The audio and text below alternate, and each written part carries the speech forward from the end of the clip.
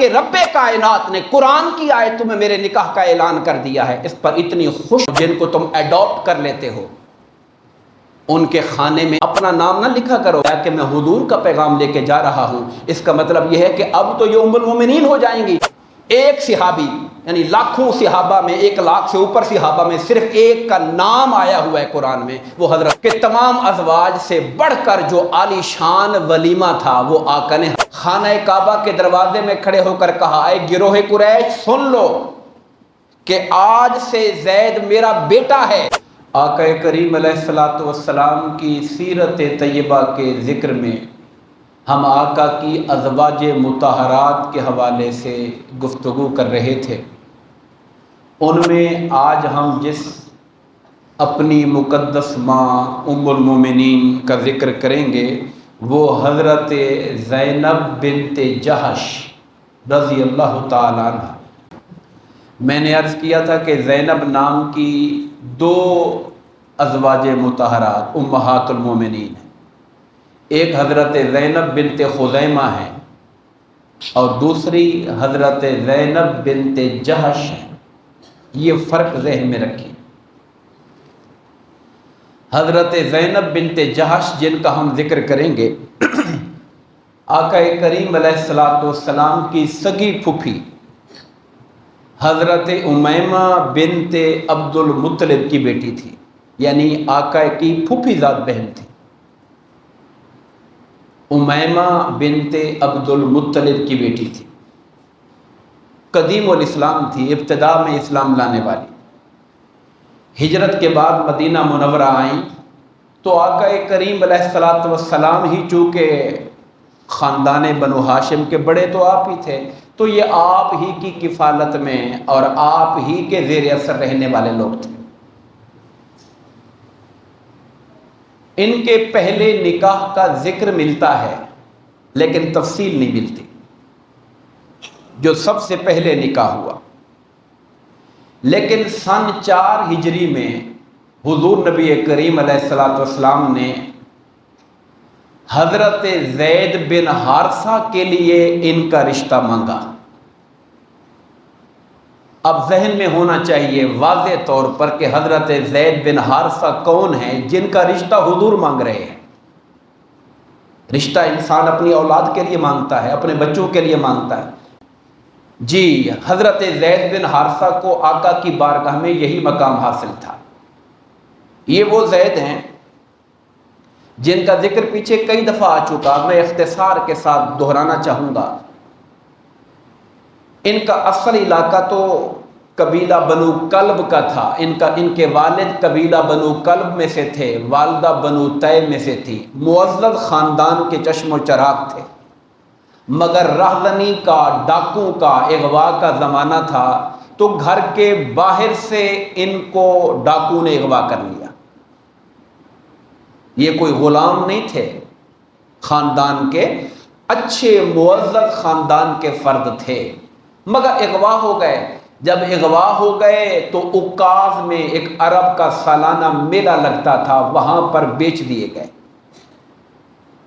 خریدنے والے کون تھے؟ ام المومنین حضرت خدیجہ رضی اللہ تعالی عنہا کے بھتیجے تھے حضرت حکیم بن حزام۔ انہوں نے خریدا اور خرید کر اپنی پھپھو کو تحفے میں دے دیا، حضرت خدیجہ رضی اللہ تعالی عنہ۔ جب حضرت خدیجہ کا حضور سے نکاح ہوا، ظاہر حضرت زید ان کے غلام گھر میں تھے، تو حضور سے جب تعارف ہوا، حضور نے اس بچے میں کچھ خوبیاں دیکھی تو آقا نے مانگ لیا کہ یہ بچہ مجھے دے دیں۔ تو انہوں نے کہا کہ ٹھیک ہے، میں نے آپ کی غلامی میں دیا۔ مختصر یہ کہ ان کے والد اور چچا بھی چین سے نہیں بیٹھے تھے، ڈھونڈتے پھر رہے تھے۔ انہیں خبر ملی کہ آپ کا جو بچہ ہے وہ قریش کے خاندان بنو ہاشم کے پاس ہے۔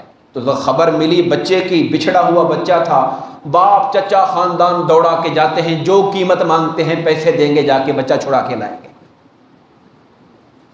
وہاں پر وہ آئے،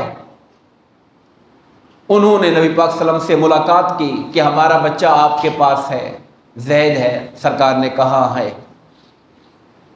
تو کہنے لگے کہ آپ کو اس کی جو قیمت چاہیے ہم چکانے کے لیے تیار ہیں، آپ انہیں آزاد کر دیں۔ تو سرکار نے فرمایا بات قیمت کی نہیں ہے، تم زید کو بلا لو، پوچھ لو، اگر وہ تمہارے ساتھ جانا چاہے تو بغیر کوئی قیمت لیے میں تمہارے ساتھ روانہ کر دوں گا اسے۔ حضرت زید رضی اللہ تعالیٰ عنہ کو بلایا گیا تو سرکار نے فرمایا یہ تمہارے ماں باپ اور چچا ہیں، پہچانتے ہو؟ انہوں نے کہا جی پہچانتا ہوں، یہ میرے والد ہیں، یہ میرے چچا ہیں خاندان کے۔ تو پھر آقا نے فرمایا تم مجھے بھی پہچانتے ہو؟ انہوں نے کہا جی یا رسول اللہ میں آپ کو بھی پہچانتا ہوں۔ تو آقا نے فرمایا یہ تمہیں لینے کے لیے آئے ہوئے ہیں، میری طرف سے تمہیں آزادی ہے، اگر تم جانا چاہو تو چلے جاؤ۔ اب اس موقع پر ایک نوجوان بچے کا یہ کہنا کہ میں نے آپ کی سنگت میں آپ کی جو شفقت، جو محبت، جو راحت میں نے پائی ہے، میں اپنے ماں باپ کو قربان کرتا ہوں اس محبت پر جو اللہ نے آپ کی مجھے عطا فرمائی ہوئی ہے۔ اب ماں باپ بڑے تل ملائے ہوں گے کہ کیسا بچہ ہے ہمارا، ہم سالوں سے ڈھونڈتے پھر رہے ہیں، آج جب مل گیا ہے تو غلامی چھوڑنا ہی نہیں چاہتا، غلامی پہ راضی ہو گیا ہے۔ لیکن سرکار نے ان کے ماں باپ کے دل رکھنے کا بھی کمال انتظام کیا۔ حضرت زید بن حارثہ کی ہاتھ پکڑا، خانہ کعبہ لے گئے، خانہ کعبہ کے دروازے میں کھڑے ہو کر کہا اے گروہ قریش سن لو کہ آج سے زید میرا بیٹا ہے، میں اس کا وارث ہوں گا، یہ میرا وارث بنے گا۔ جب انہوں نے یہ سنا کہ خاندان قریش کے بنو ہاشم کے جلیل القدر بندے نے اپنا بیٹا بنا لیا ہے، ان کے سارے دکھ بھول گئے کہ اس سے بڑھ کر خاندان کیا ہو سکتا ہے، جو حضرت ابراہیم کی اولاد ہے، جو حضرت اسماعیل کی اولاد ہے۔ تو اس طرح حضرت زید جو ہے بن حارثہ، اس وقت سے لوگ انہیں زید بن محمد کہنے لگ گئے، جیسے کہتے ہیں حضور نے انہیں منہ بولا بیٹا بنا لیا۔ آقا نامدار علیہ السلام نے انہیں منہ بولا بیٹا بنا لیا۔ اب یہ بات سمجھنے کے بعد ذرا سمجھیے کہ اللہ جو حضور کے نکاح کروا رہا ہے اللہ کی حکمت کے ساتھ، جب آپ اللہ کے نبی ہیں، اللہ کے حکم کے بغیر حضور کوئی کام نہیں کرتے۔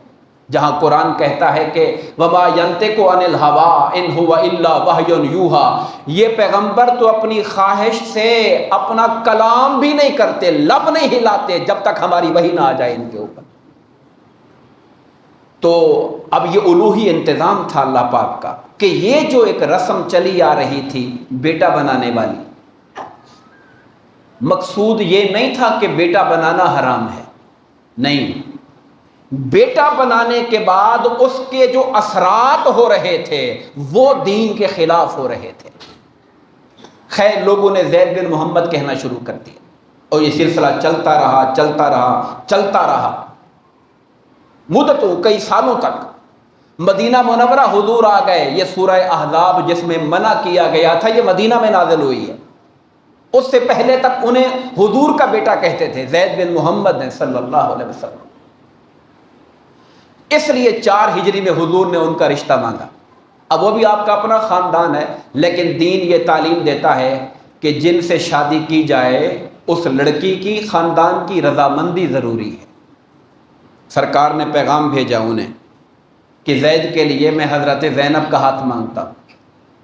حضرت زینب کا یہ جواب آیا کہ نہیں، زید غلام خاندان میں سے ہے، غلام ہے، اور میں قریش اور بنو ہاشم کی خاتون ہوں، یہ میرے ہم پلہ نہیں ہے، میں یہ نکاح قبول نہیں کرتی۔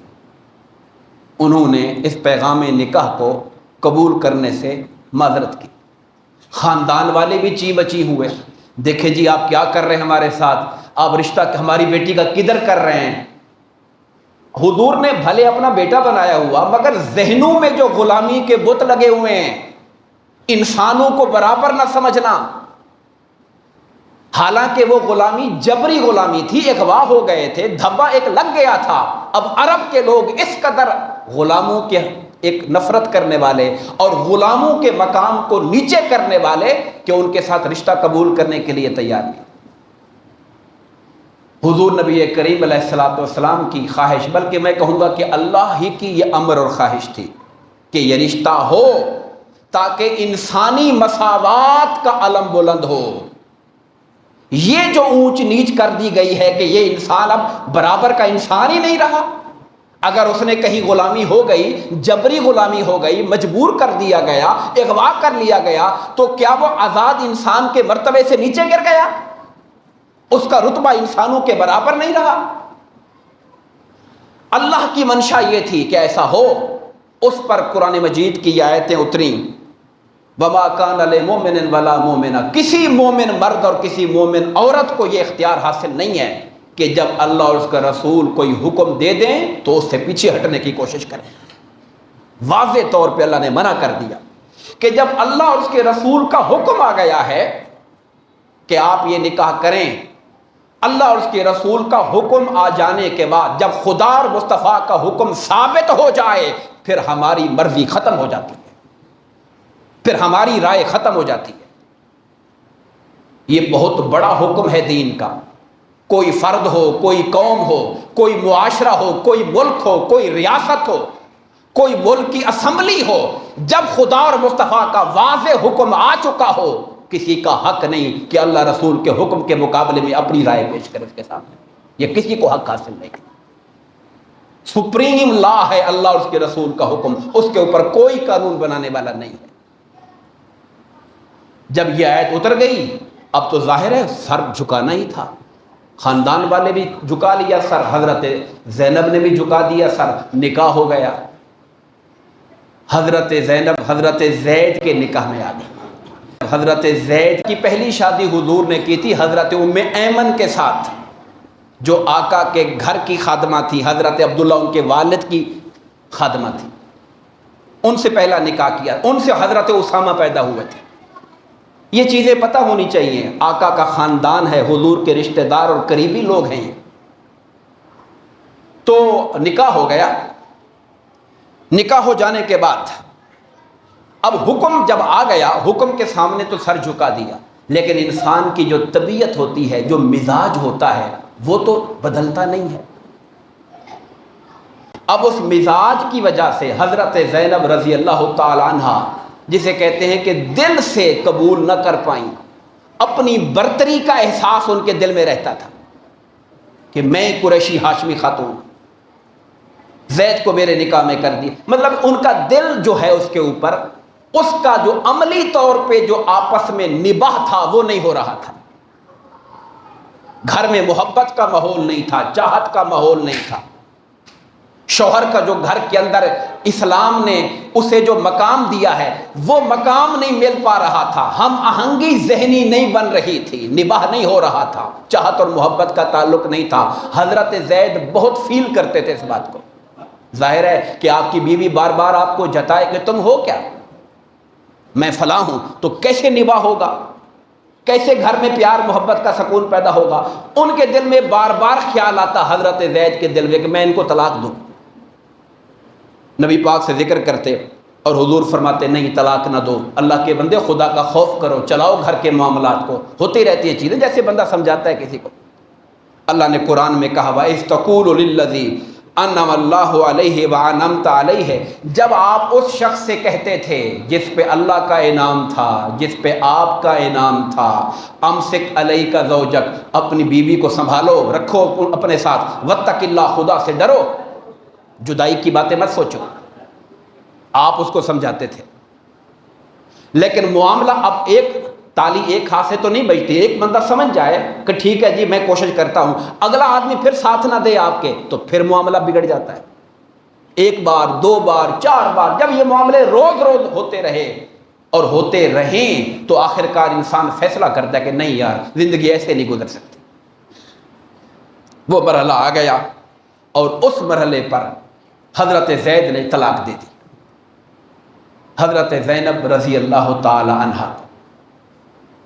اب اس طلاق جب یہ معاملات چل رہے تھے، اب اللہ کے نبی کا تو اللہ سے براہ راست رابطہ ہوتا ہے.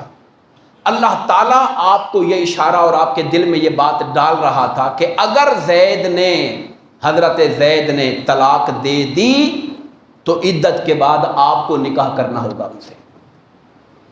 یہ بات اللہ تعالیٰ آپ کے دل میں ڈال رہا تھا اور آپ اس بات پر بہت فکر مند اور پریشان تھے کہ اگر ایسا معاملہ حکم الہی آ گیا اور مجھے کرنا پڑ گیا تو دنیا کو کیا جواب دیں گے، لوگ کیا کہیں گے؟ چونکہ دنیا کی نگاہ میں تو زید حضور کا بیٹا ہے، زید بن محمد کہلاتے ہیں، اور جو بیٹے کی بیوی ہوتی ہے وہ بہو ہوتی ہے، اور بہو سے رشتہ حرام ہے۔ یہ تھا وہ ایک جاہلانہ رسم کہ منہ بولے بیٹے کو اصل بیٹے کی طرح سمجھنا، اور اصل بیٹے کی بیوی سے جب نکاح نہیں ہو سکتا تو منہ بولے بیٹے کی بیوی کو بھی اس درجے پہ رکھ کر یہ کہنا کہ نکاح نہیں ہو سکتا، یہ دین کی حدوں کے خلاف تھا۔ اللہ اس رسم کو ختم کرنا چاہتا تھا۔ اللہ تعالیٰ یہ جو سوچ تھی معاشرے کے اندر، اس سوچ کو ختم کرنا چاہتا تھا۔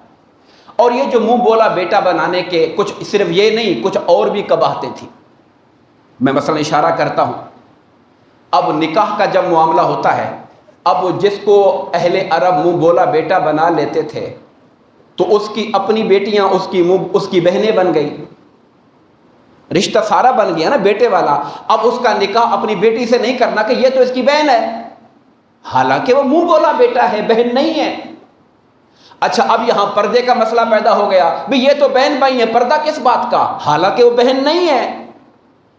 پردے کے مسائل میں دین کی خلاف ورزی ہو رہی ہے، نکاح کے مسائل میں دین کی خلاف ورزی ہو رہی ہے۔ طلاق دے دی تو پھر اب اس کی بیوہ سے، اس کی متعلقہ سے نکاح نہیں کرنا، یہ تو ہمارے اپنی ہی بہو بنتی ہے۔ یہ وہ سارے اس کے فسادات تھے، اس کی برائیاں تھیں جو منہ بولے بیٹے کو اصل بیٹا سمجھنے کی وجہ سے پیدا ہو رہی تھی۔ اب یہ ساری باتیں اس قدر جڑ پکڑ چکی تھی، خالی حکم دینے سے ختم نہیں ہونی تھی، خالی حکم دینے سے ختم نہیں ہونی تھی، اس پر زوردار قسم کی ضرب لگانی تھی، اور وہ تب لگ سکتی تھی کہ جب اللہ کا رسول ہی ابتدا کرے، اور وہ جس کو منہ بولا بیٹا کہا تھا ان کی بیوی جو متعلقہ ہے ان سے نکاح کر لے، تاکہ ساری دنیا کو پیغام چلا جائے کہ منہ بولا بیٹا کبھی حقیقی بیٹے کی طرح نہیں ہوتا ہے۔ اچھا، وراثت میں مسئلے پیدا ہو جاتے تھے، منہ بولے بیٹے کو وارث بنا دیا، اب وہ سگی اولاد کے ساتھ وہ بھی ورثہ پا رہا ہے، حالانکہ اس کا کوئی حق نہیں ہے دین کے اندر۔ نکاح کے مسائل، طلاق کے مسائل، پردے کے مسائل، وراثت کے مسائل، سب میں گڑبڑ ہو رہی تھی، اس ایک بات کی بنا پر کہ منہ بولے بیٹے کو اصل بیٹے کی طرح سمجھا ہوا تھا۔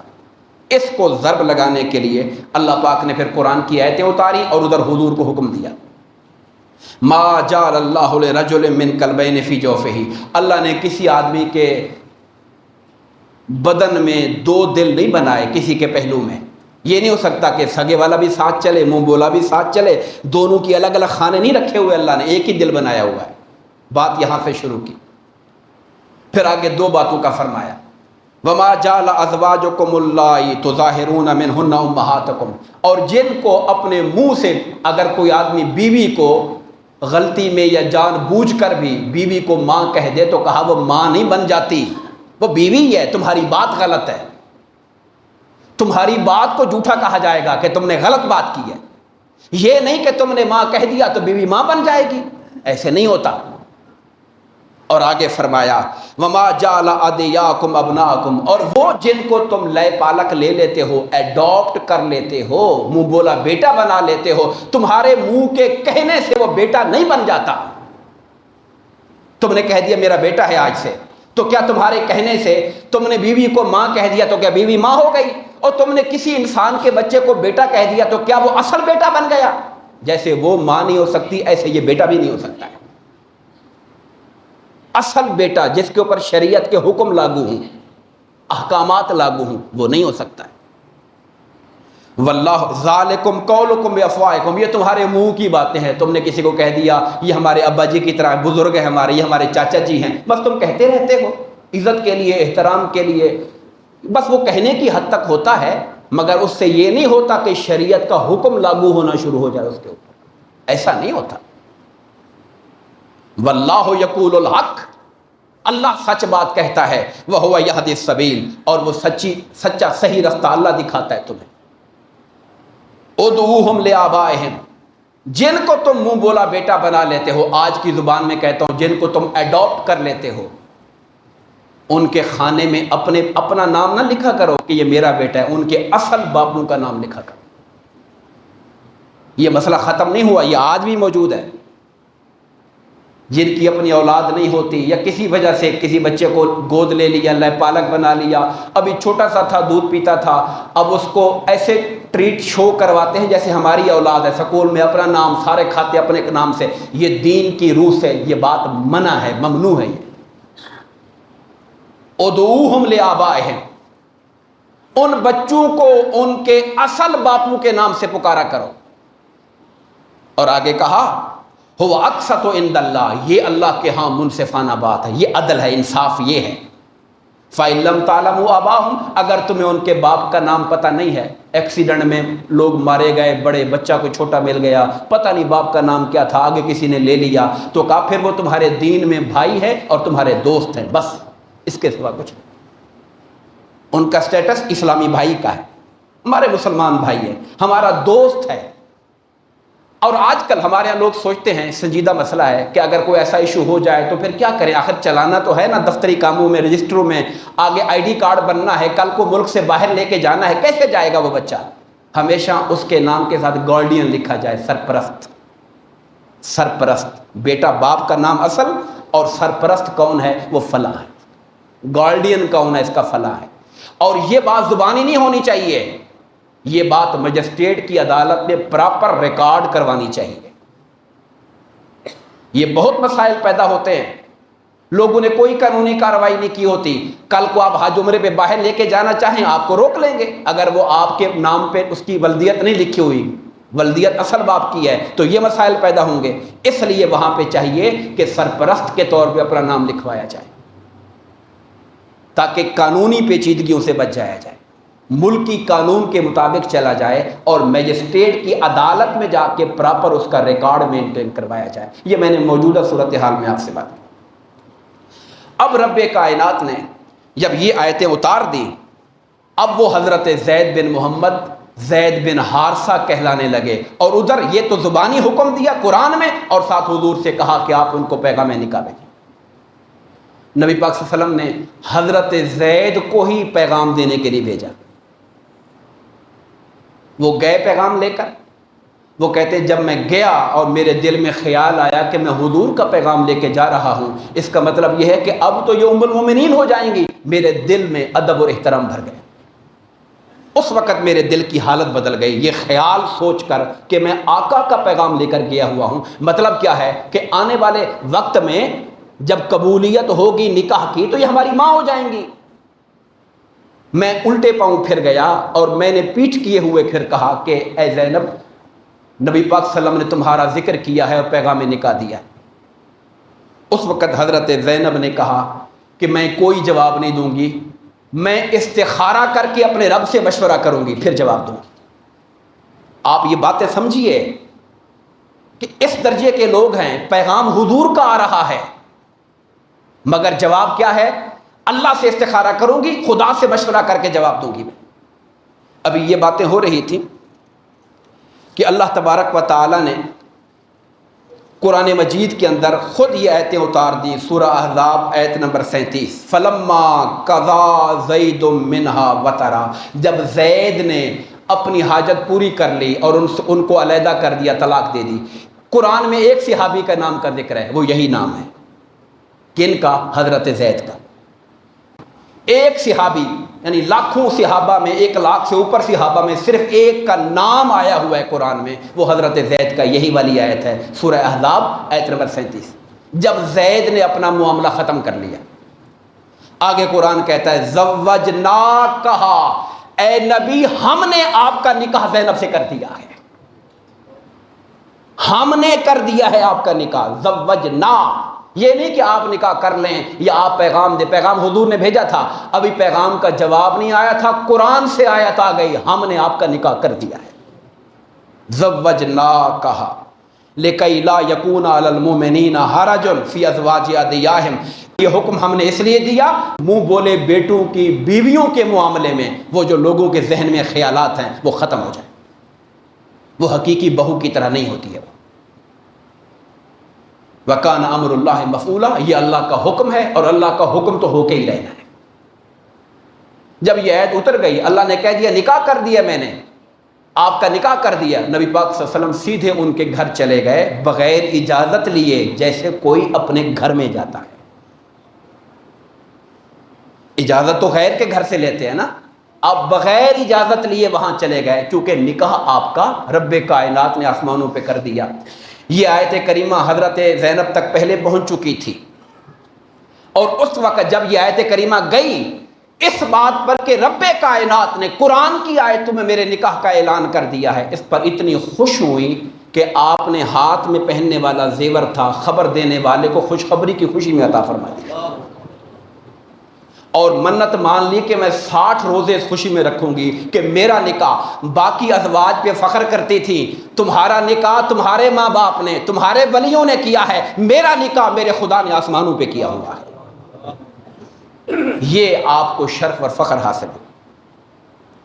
حاضر نبی وقار، اس موقع پہ نبی پاک صلی اللہ علیہ وسلم نے، روایات میں یہ آتا ہے کہ تمام ازواج سے بڑھ کر جو عالی شان ولیمہ تھا وہ آقا نے حضرت زینب کا فرمایا تھا۔ ولیمہ کرنا سنت ہے، مگر سب سے زیادہ اہتمام، اب وہ اہتمام ہمارے زمانے کا اہتمام نہیں ہے، سرکار نے ایک بکری ذبح فرمائی، اور حضرت انس کی والدہ ہیں ام سلیم، وہ کہتی ہے میں نے گھی، کھجور اور پنیر کو مکس کر کے حلوہ تیار کیا، اس کو ملیدہ کہتے تھے، ملیدہ۔ ایک پلیٹ بنائی صرف حضور کے لیے اور آقا کے گھر والوں کے لیے، 2 بندوں کے لیے کھانا۔ حضرت انس کہتے ہیں سرکار نے مجھ سے کہا ابو بکر کو بلاؤ، عمر کو بلاؤ، عثمان کو بلاؤ، علی کو بلاؤ، میں بلا کے لایا۔ پھر کہا جو مسجد بیٹھے ہیں ساروں کو بلا کے لے آؤ، پھر کہا دوبارہ جاؤ رستوں میں جو ملے سب کو بلا کے لے آؤ۔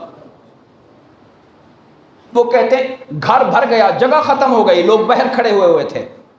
سرکار نے وہ پلیٹ ملیدے والی اور وہ جو بکری کا گوشت تھا ان کو سامنے رکھا، 10 بندوں کی ٹولیاں آتی گئیں اور کھانا، سرکار نے اس پلیٹ میں اپنی انگلیاں رکھ دی تھی، اس کے اندر اپنی انگلیاں پلیٹ میں رکھ دی تھی، اور وہ لوگ ٹولیاں کھاتی گئی اور کھانا جوش مار کے حلوہ بڑھتا گیا بڑھتا گیا بڑھتا گیا، سارے کھا کے فارغ ہو گئے۔ وہ پلیٹ بڑی لگ رہی تھی، کم نہیں لگ رہی تھی۔